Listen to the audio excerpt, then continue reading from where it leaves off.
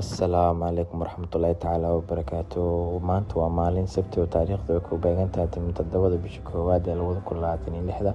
Sida hore noogu baratay inaynu soo gudbino mar walba muuqaalo ku saabsan shaqooyinka OneXBet. Maanta waxaan idin wadnaa shax kale oo cusub oo lacag fara badan aad ka sameyn kartid, oo oodiskeedan oo badan yahay, oo lacag yar hadda saartid lacag badan aad ka heli kartid.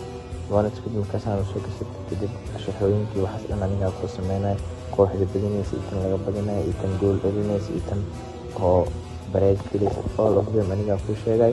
Adiga kaliya groupka markaa kuu soo dhigo ID-ga kuu soo raacsiyo kaliya koobi dheh OneXBet gal. Markaa gudaha u gashid kadibna waxaa sameysaa xagga basti ku dheh.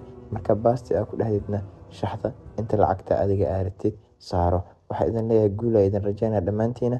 Insha Allah lacag aad ka heli doontaan. Assalaamu calaykum waraxmatullaahi tacaala wabarakaatuh.